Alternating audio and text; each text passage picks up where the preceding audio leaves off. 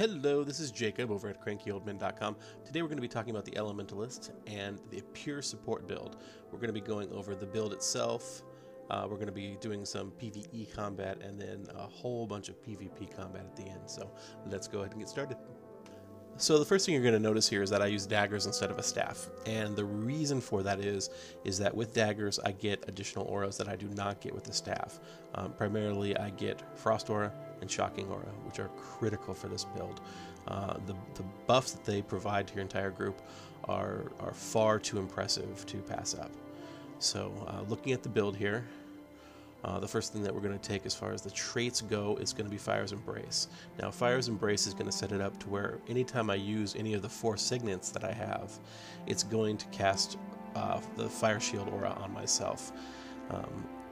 Zephyr's Boon, that will set it up to where Fury and Swiftness is applied anytime you cast an aura, whether it's Fire Embrace, Frost, or Shocking Aura.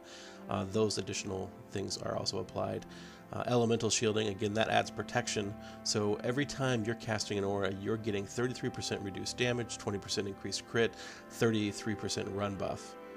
And then maintaining your passives for the signets, even when they're in use, is fantastic because really you should be popping these auras constantly. You should not have a signet not on cooldown, really. So Cleansing Water, you can take this or leave it. I love to take it.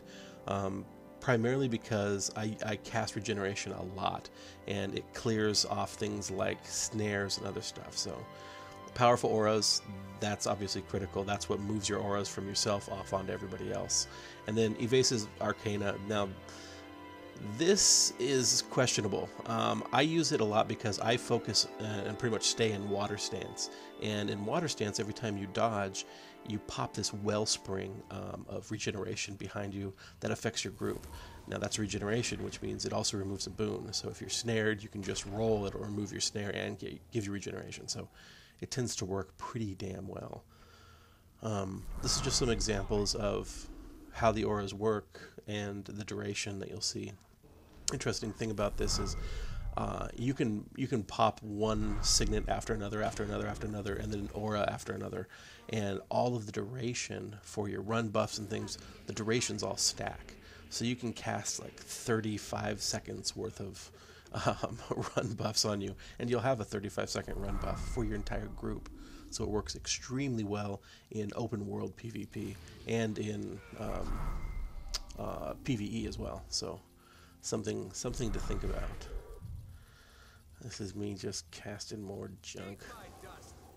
Frost Aura is very, very cool if you have people that, warriors that you like to use 1,000 cuts on you, because it also stacks. So if they are hitting you, say, 6 times, they just put 6 seconds worth of chill on themselves. And another added benefit, it also affects your pets. So you can turn a normal pet into a shock pet. The reason this matters so much is because it also works on Mesmer pets, and it also works on Necro pets. And Necro pets is fantastic. But it's a surefire way of dealing with those annoying-ass warriors with the I win button. Here, let me show you. I win button activated. So yeah, a Shocking Aura to the nutsack will take care of that craziness, assuming the Nerf bat doesn't get to it first. On that note, let's go ahead and look at some of the PvE action. One of my favorite things about this build is Ride the Lightning. It allows you to get in and out of combat really, really fast, better than just about any other ability. Also, you'll notice that I have Tornado equipped as my elite skill. I typically go with the Ice Elemental, primarily because of the heal.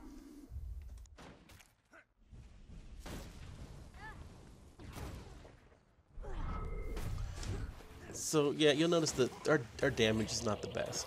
We're more about survivability than damage output. Obviously, I mean it's a support build, but you can hold your own pretty damn well. And with all of the buffs and debuffs that you can lay on people, it really makes it difficult for them to do much. So it works out pretty nicely. Nope. And there's the sound cutout that I was telling you about. So that's always fun. Alright, PvP action. I stayed in water spec for most of this, so just keep that in mind.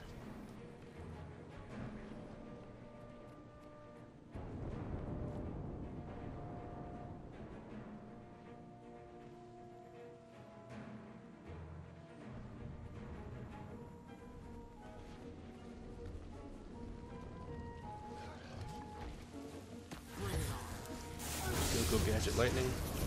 Nice.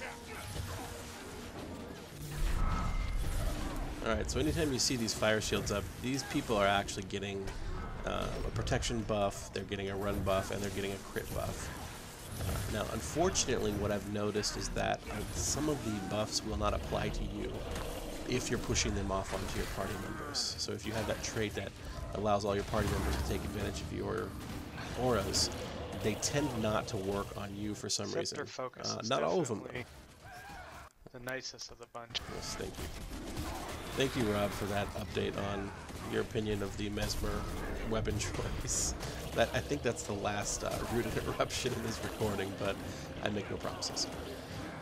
So I'm going to let you guys just watch the rest of this. It's about 50% of the video left, and in the end, if you like the video, don't forget to subscribe and enjoy it. Bye now.